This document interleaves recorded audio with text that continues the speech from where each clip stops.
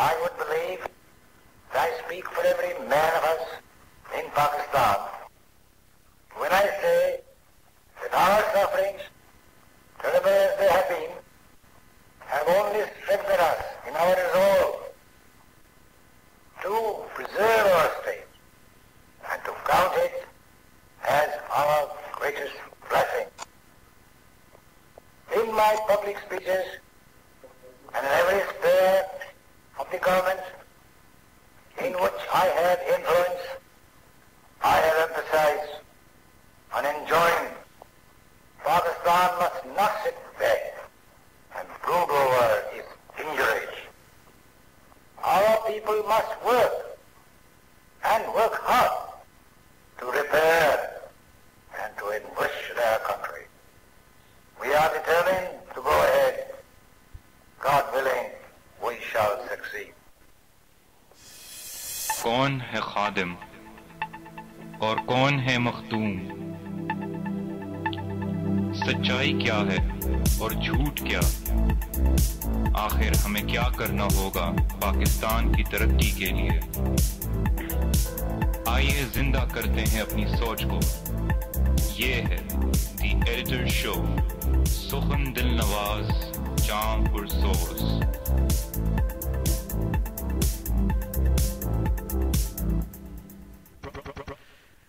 السلام علیکم ناظرین، آپ سن رہے ہیں وطن ریڈیو کی لائیو ٹرانسمیشن. میں ہوں علی خان اور یہ ہے دی ایڈیٹرز شو. آپ کو بہت بہت خوش آمدید. سامعین، پاکستان ایک ایسا ملک ہے جس میں آج عید منائی جا رہی ہے، اور عید منانے والے کیا عجب کمال ہے کہ شاید اپنی خوشیوں سے زیادہ، جانوروں سے زیادہ اپنی خوشیوں کی قربانیاں دیتے چل رہے ہیں. کتنے ہزاروں لاکھوں بچے ایسے ہیں جن کے ہاتھ میں آج نہ تو نئے کپڑے اور نہ کھلونے، بلکہ کیچڑ میں اور سخت سردی میں وہ راتیں جن کو شاید ہم کبھی گزارنے کا سوچ بھی نہ سکیں.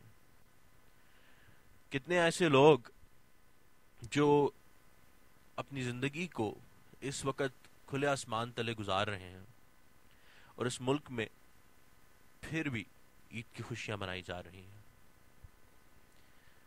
اللہ تعالیٰ نے اس قوم کو بہت سے مشکلات میں ڈالا اور بہت سے امتحانات میں ڈالا. لوگ کہتے ہیں اس ملک پر عذاب ہے. میرا ان تمام لوگوں سے ایک چھوٹا سا اختلاف: اللہ تعالیٰ کے عذاب سے کوئی بچ نہیں سکتا. یہ اللہ تعالیٰ کا عذاب نہیں بلکہ اللہ تعالیٰ کا امتحان ہے اس قوم کو کندن بنانے کے لیے، میرے خیال میں، جو کہ ہو سکتا ہے غلط بھی ہو، لیکن اس قوم کو کندن بنانے کے لیے یہ اللہ تعالیٰ کے امتحان ہے. اور علامہ اقبال کی اس نظم سے میں شروع کروں گا جو پاکستان فرسٹ ٹیم کا، ہماری ٹیم کا، وطن ریڈیو کی ٹیم کا، تریول میگزین کی ٹیم کا، یہ پاکستان فرسٹ کی پورے گروپ کا ایک ترانہ ہے کہ نشاں یہی ہے زمانے میں زندہ قوموں کا کہ صبح و شام بدلتی ہیں ان کی تقدیریں. کمال صد کو مروت ہے زندگی ان کی، معاف کرتی ہے فطرت بھی ان کی تقصیریں. کلندرانہ ادائیں سکندرانہ جلال، یہ امتی ہیں جہاں میں برہنہ شمشیریں.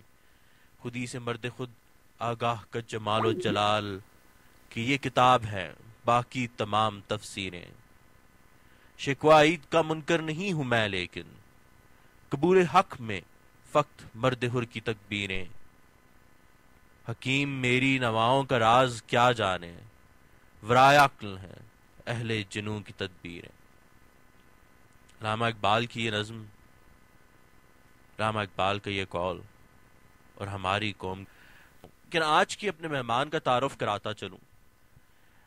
میں نے زندگی میں بہت بڑی بات کرنے لگا ہوں، شاید آپ لوگوں کو احساس ہوگا کیونکہ آپ ان کا نام ہمیشہ میرے منہ سے سنتے آئے ہیں. آج پہلی دفعہ ہم لوگ ہم کلام ہوئے اور میری خوشی کی انتہا نہیں تھی. میں نے اپنی ٹیم کو کہا کہ جی مجھے ان کا فون نمبر دو، میں خود ان سے اجازت مانگوں گا. اور ان کا بڑا احسان، ان کی بڑی نوازش کہ انہوں نے اپنا قیمتی وقت ہمیں دیا. میں کہنے لگا تھا کہ عربی کا ایک لفظ ہے مولانا، یہ لفظ استعمال ہوتا ہے اور ترکی میں یا ایران میں اس کو مولانا کہا جاتا ہے، اور مولانا کا مقصد مطلب مائی لارڈ یا میرے استاد ہے، جس سے آپ بہت کچھ سیکھتے ہیں۔ علامہ اقبال کے بھی استاد مولانا رومی تھے، اور علامہ اقبال کے سے بہت سے لوگوں نے سیکھا، آپ ہمارے ہر شو میں اس بارے میں بات سنتے آئے ہیں۔ لیکن اسی طرح ایک شخص جن کو میں اپنا استاد مانتا ہوں، جن سے میں نے بہت سیکھا، بلکہ ہماری ٹیم نے بہت سیکھا، وہ شخص اولیاء مقبول جان صاحب ہیں۔ ان سے ہم نے اتنا سیکھا ہے کہ ہم ان کی جب باتیں اور گفتگو کر رہے ہوتے ہیں تو ان کی باتوں کو سمجھتے سمجھتے ہم لوگ اس پہ گھنٹوں اپنی میٹنگز، اپنی کانفرنسز لگا دیتے ہیں۔ لیکن پچھلے چند انٹرویوز انہوں نے ایسے دیے جن کو جب ہم نے سنا تو ہم لوگوں کے دماغ میں، خاص طور پہ میرے دماغ میں بہت سے سوالات اٹھے، اور آج انہی سوالات کا جواب لینے کے لیے اولیاء مقبول جان صاحب کو ہم نے زحمت دی ہے۔ السلام علیکم سر۔ وعلیکم السلام ورحمۃ اللہ۔ سر، آپ کا پہلی بات، it's an honour for me کہ میں آپ کا انٹرویو کر رہا ہوں۔ ہم نے آپ کو بہت سنا، بہت پڑھا، آپ کی علم سے ہم نے آپ کی تمام ویڈیوز ہمارے ہر ویب سائٹ، ہر آپ کی انٹرویوز کے انالیسز ہمارے ہر میگزین میں چھپتے ہیں۔ ہم لوگوں کو یہ سعادت آپ نے دی، آپ کا بہت بہت شکریہ۔ شکریہ، بہت بہت۔ میں نے شروع کیا علامہ اقبال کی اس نظم سے کہ اور یہ صاحب ذرا تھوڑی سی فرینک گفتگو کریں گے۔ آج کا ٹاپک اور اس کا مقصد صرف یہ ہے کہ اس ملک میں ایک ریولوشن آنا ہے۔ یہ بات تو آپ کی گفتگو سے بھی ہمیں نظر آتی ہے۔ وہ ریولوشن آپ اسے کہیں، وہ آنا تو ضرور ہے، لیکن اب اس کو لے کر کون آئے گا؟ کیا نوجوان نسل لے کر آئے گی یا کوئی ایک الگ گروپ اٹھے گا؟ کیونکہ ہمارے پچھلے 6 سالوں سے جب ہم اس ریولوشن کے لیے کام کر رہے ہیں، نوجوان کے ساتھ مل کر کام کر رہے ہیں، ہم خود نوجوان لوگ ہیں، اور جب ہم سوچ کی تبدیلی کی بات کرتے ہیں تو اب ایسے لگ رہا ہے کہ سوچ کی تبدیلی نہیں بلکہ یہ معاشی سیاسی حالات کی وجہ سے اب تبدیلیاں آئیں گی اس ملک میں۔ جو اصل میں دیکھیں آج جو آئیڈیالوجیکل، میں صرف آپ سے اس کے ساتھ ہی سوال کے ساتھ میں علامہ اقبال کی نظم جو میں پڑھ رہا تھا، میرے خیال میں آپ ڈسکنیکٹ ہو گئے، میں ذرا وہ ایک دفعہ دوبارہ آپ کے لیے عرض کرتا چلوں۔ جی میں نے سنی تھی وہ نظم، جی پڑھی ہوئی جی۔ جی ضرور پھر تو آپ ضرور جواب دیجیے گا پلیز۔ اچھا، اصل مسئلہ یہ ہوتا ہے کہ انقلاب کی جو بنیاد ہوتی ہے نا، وہ ہر سوسائٹی کے اندر کسی نہ کسی جگہ پہ ہمیشہ موجود ہوتی ہے۔ یہ کبھی نہیں ہوا کہ انقلاب کی فکر جو ہے وہ سوسائٹی کے اندر اور معاشروں کے اندر موجود نہ رہی ہو۔ مثلا ایران کی سوسائٹی کا آپ دیکھ لیجیے، آپ ملتا جلتی جو سوسائٹی ہے پاکستان کے ساتھ، اسی طرح کے کلچرل بیک گراؤنڈ ہے، اسی طرح کے حالات ہیں، اسی طرح کے لوگ تھے، اور اسی طرح کی امریکن انفلوئنس تھا پورے کے پورے ایرانین سوسائٹی کے اندر۔ اب ایرانین سوسائٹی میں یہ کبھی نہیں ہوا کہ وہاں پہلے دن خمینی آ گیا تھا، یا پہلے دن ہی توحیدہ پارٹی آ گئی تھی، یا پہلے دن ہی مجاہدین خلق آ گئے تھے۔ یہ کبھی ہوتا نہیں ہے، ایک پکتا رہتا ہے پھل، اور بڑے طویل عرصے تک وہ پکتا رہتا ہے۔ اب جب وہ انقلاب کی ایک سوسائٹی بنی، ایک اقلیت بنی، جب لوگ ہوئے تو سب سے پہلے انہوں نے 2 چیزیں نکالی۔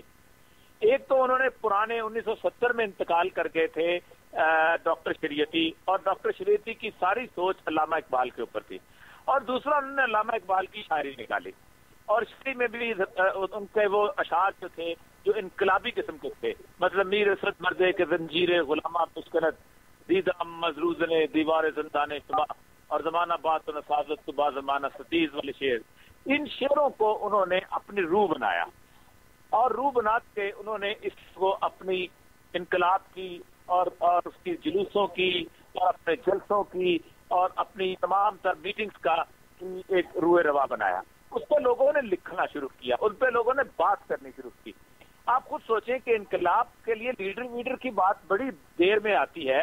امام خمینی 7 سال تک اسی علاقے میں رہے، اسی جگہ پہ زندگی گزارتے رہے، لیکن ان کا بھی کچھ نہ کر سکے۔ اگر 5 سال اور لوگ ایرانی نہ اٹھتے تو خمینی صاحب کا ایک بڑا خوبصورت مزار ہوتا، اور اس مزار پہ اس پہ 4 لوگ فاتحہ پڑھ لیتے، اس کے علاوہ کچھ نہیں ہوتا۔